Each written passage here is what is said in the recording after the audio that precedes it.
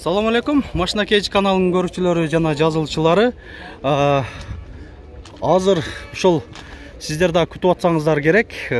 Спринтер, Mercedes-Benz Gigant, оор жүк ташуучу унаалар, баягы КамАЗ, ошол фуралар бар болуп калса ошолорду тартканча кетемин. Ош шаарында Жапалак унаа базарындабыз. Бүгүн 29 август 2021 жыл. Апта күнгө жекшемби. Бас такталган унааларга көрсөтө кетемин. 310 моделдеги спринтерден баштайлы. 1998 450 миң сом жүк ташуучу. Mercedes-Benz Sprinter 2000 жылы чыгарылган, кыймылдаткычтын көлөмү 2.7, дөңгөлөктөрү ушунда куюлган дистерде жайкы. 18 орунду. Басы канча дедиңер? 650 миң сом. Азыр арка тарабында көрсөтүп коеюн.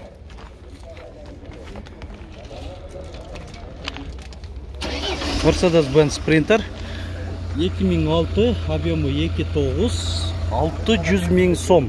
Мотору Sanyang Rexton, жүргүнчү ташуучу. Өткөн аптада тартылганда ошол жүргүнчү ташуучуларды көбүрөөк тартып бериңиз деп суранган элеңер. Мүмкүн болушунча тартабыз. Ортодо бир люк бар. Отургучтар канча отургуч бар? 16 отургуч. Кош дөңгөлөктө ошондо 413 модельби? Жакшы. 600 миң сом. Жана ушунун жанында Машина Кейдж каналы. Mercedes-Benz Sprinter 208 модельде, 1997, объему 2.3, 250 миң сом. Тез арада сатыш керек экен. Кызыксаңыздар. Телефон номер 771 01 07 84. Mercedes-Benz Sprinter жүргүнчү ташуучу, 311 модель болуш керек. 2003, объему 2.2, 540 миң сом.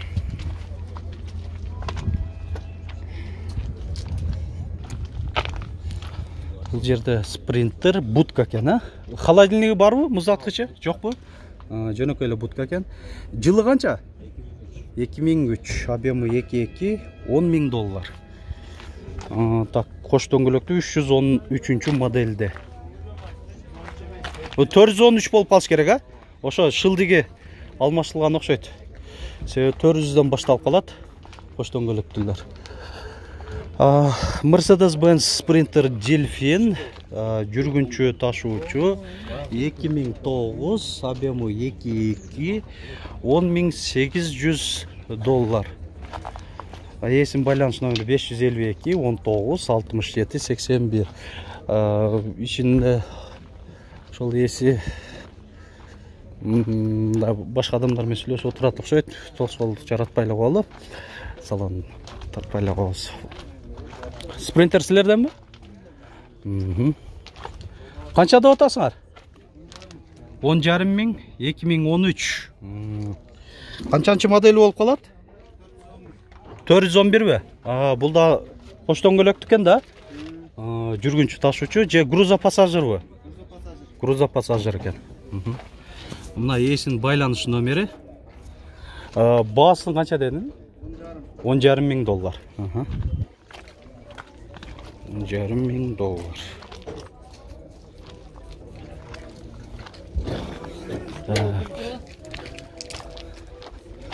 Бул жерде сапог 410 модельде. Бул да кош дөңгөлөктүү, бортовой. Сапог канча болуп атат экен бортовой? Басы 380 миң. 1990 жылы чыгарылган.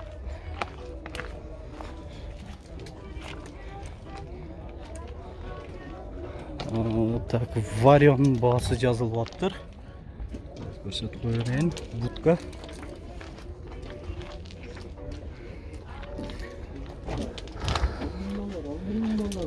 Канча деп атасыңар гигантты? 700, 811 модельде. бортовой 1991 700 000 сом.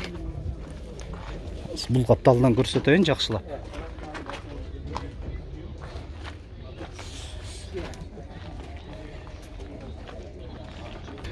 Лаки хавалы жақшы аты көп тұрады. Мұздатқычы бар екен, будка. 2004 объемы 4.3. Басын жазып қойып тұрды. 12-28 моделінде оқшайды. Жоқ, хавалы жақшы шындығында. Кімге қызық болса, асырып шо паузаға басып номерін шашылбай теріп басын сұрап алсаңыздар болады.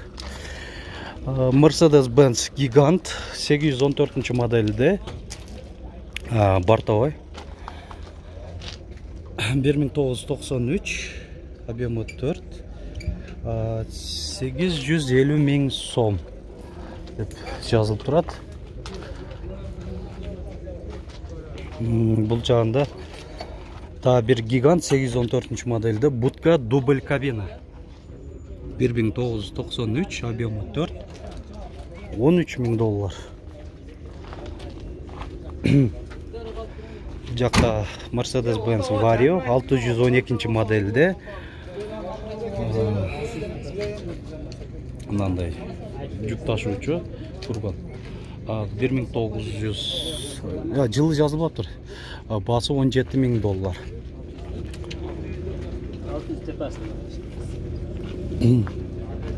КамАЗ. Бұл универсал оқшайды, универсал кен. 53-212 модельде. Сілерден бе? Басы қанша болып өткен, Басын жазып тұр 1978 екен. Басы жазылған емес. Дағы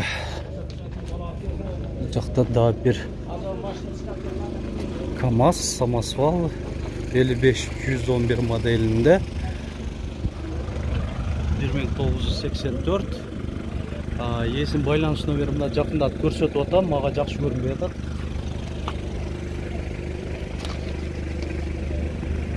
Көрінішті жақта да бір КамАЗ. Да самосвал 55-111 моделінде. Bir ғана есін байланыс номері жазылып тұрады малымат қағазында.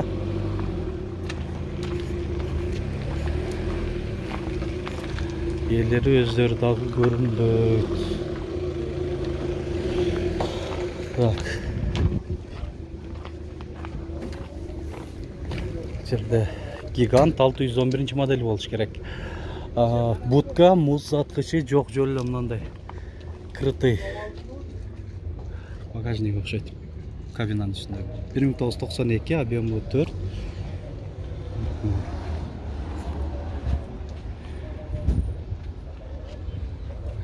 Бұл жақта КамАЗдар тізіліп тұрады.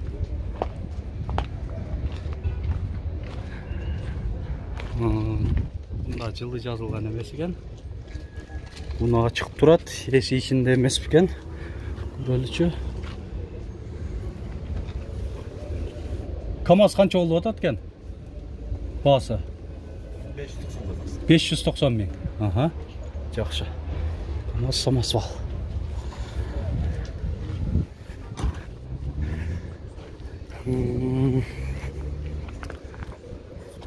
Бұнда самосвал. Басы жазылып тұр. Есім байланыс номері 777 27 06 06.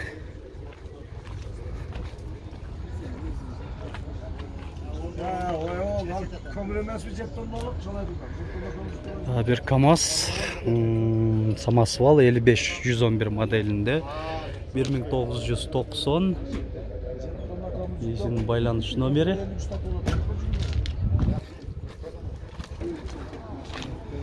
Сыртқы көрініші жақшынақай КамАЗдың.